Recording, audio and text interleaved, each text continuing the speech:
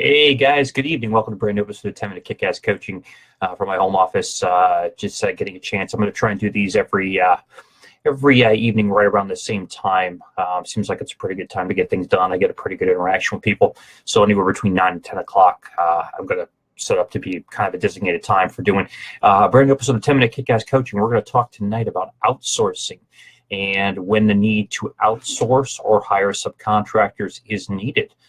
When it's should be utilized in your business, should be something that's really part of your day-to-day operation. So if you're a solopreneur, for example, you run a business out of your home, like an example, with my coaching business, I run it out and I work with a bunch of different vendors, whether that's graphic artists, whether that's SEO experts, website experts, whether that's certain marketing experts, depending on their situation, whatever that happens to be.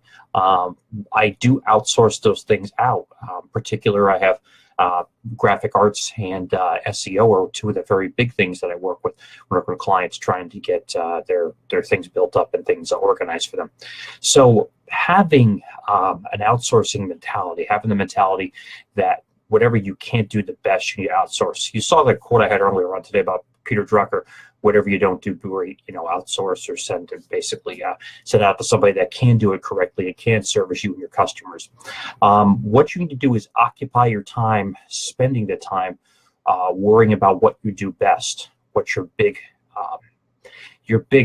ticket is into your business. So if the ticket being you're a salesperson, you bring in sales, a big ticket is you running your operation, your company logistically correctly. You're running it as a dispatch. If you're running a service business, we've got dispatch different crews to places, and you have to manage the dispatch correctly to be efficient with time, because we all know in the service business labor is your biggest expense. What are those things you're really good at, and occupy your time spending doing that and outsource everything else. In particular, my biggest trade is usually marketing and operations, logistical things. So people will hire me for marketing advice, will hire me for logistical operations advice, really hire me for when they want to put a business in a box together. They want to get their business streamlined, systemized, and understood to be the next big thing. And one of the things we're going to be talking about the next day or two is systems, and what systems are and the importance of systems in your business. I know we've talked a little bit about that in the past. We're going to get a lot more into depth. But tonight I want to talk about really taking the time to spend and write down and figure out what are the best things that you do that make the biggest impact on your business. So in the coaching business, I'm the SEO of the business, or CEO, I should say, of the business. I'm out there meeting with different clients, talking to different clients, meeting with people. They're hiring me. They go to robmlyon.com to carry on a conversation about a project or some training they want to put into place, or potential coaching arrangement with them. They're dealing directly with me typically. Now, I do outsource certain things. So if I get a qualifying lead that comes in, not directly from somebody I know, just coming in from an outside source, could be the internet, could be a variety of different things. That might go through some pre-screening well before it gets to me. It might go through somebody that I work with to qualify the contact, to see if what they're looking for, what would be the best fit that we can offer to them, if we are the best fit for them. And maybe we might not be, or might need to outsource out to somebody else. I work with a lot of different people, different coaches, consultants, speakers, because sometimes I'm not the perfect person for them. And I need to make sure that I can outsource that to somebody else and refer them to somebody else. I just had a call the other day about something to do with a restoration business, and it was something we don't do. Typically, we occupy the space of dealing with water-related issues, whether it's mold, those are backups, whatever the case is, it's water-related. So that's what we do. Somebody asked me if we did something that is semi-related, but really unrelated unless you knew it was in the field, and asked if we did it. Unfortunately, we do not. We just specialize in what we do, and we outsource the rest. So if I get a person that comes in and says, I've got a fire damage, can you refer a company out to me, somebody you trust, somebody you have a relationship with? Certainly, we'll do that. We do that with construction companies. When we have one or two that are extremely good at handling the customers, working with the insurance carriers. We outsource that. We could do it in-house. We could be the company that just says, hey, listen, we can handle this for you. We can do it, and that'll be great. But we're not. We just find out what's best for the customer. We outsource that to people, whether we're the one that's subcontracting to somebody it doesn't make a difference. It's getting handled by the people that are best suited to do so. So what I suggest you do is take out a piece of paper, write down this piece of paper. I'm just doing this fictitiously, to find out what are the things you do best at. So write down the 5 top things. Just take the top 5. Sorry. And write down the top 5 best things you do. For me, it's marketing. For me, it's operations. For me, it's systems training. For me, it is technician training.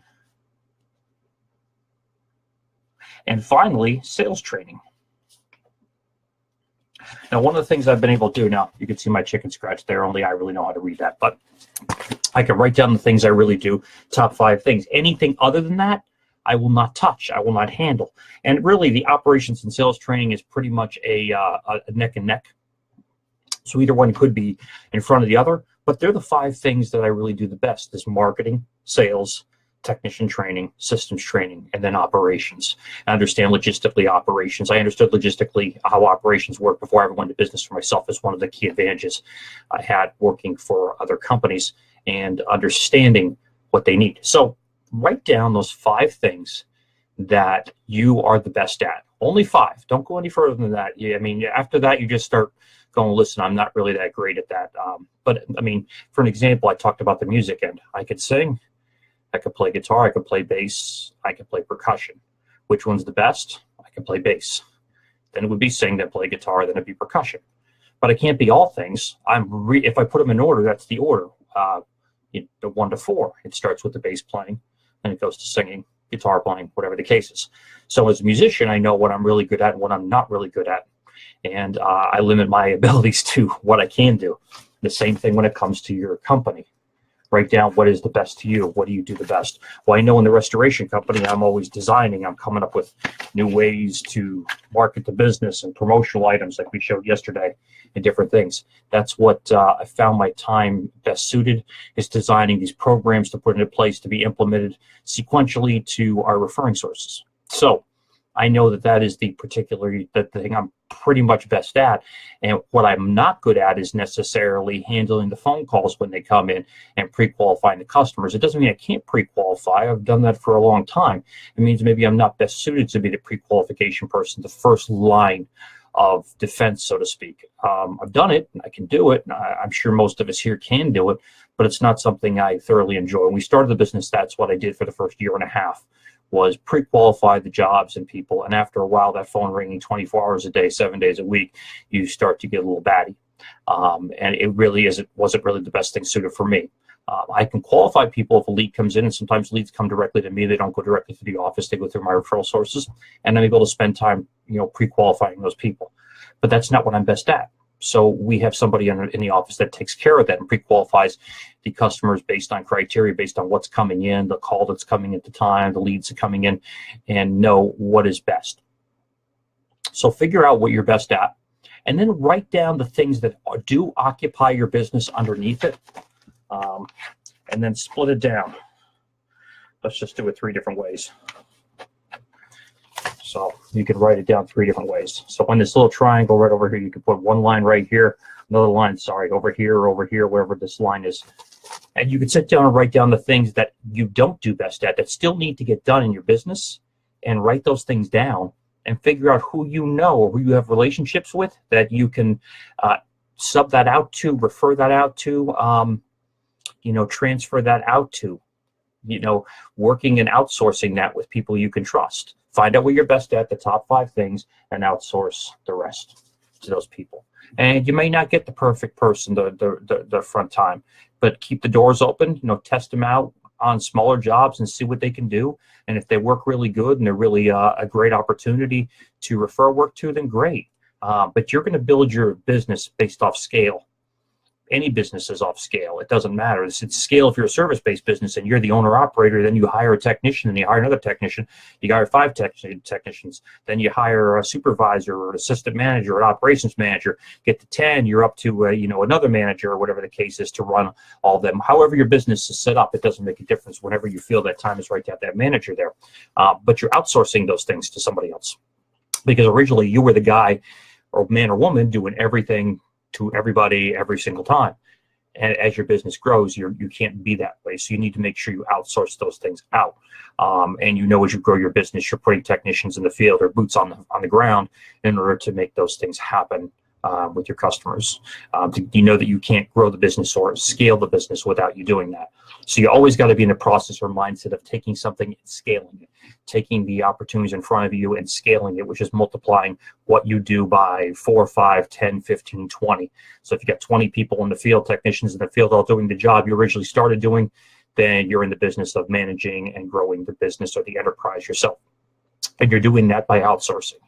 So take the time, write down those again, top 5 things that you do that you can outsource, that you do yourself, that you can stand doing yourself that is the most quality of your time. If you run a bigger business, there might be 1 or 2 things and everything else is going to be outsourced. Depends on the business. But if you're just an average sales, service-based business, write down those top 5 and then write down all the other things that need to still get done and where you can outsource those to. And do you need to put people in your organization that can help you get you there?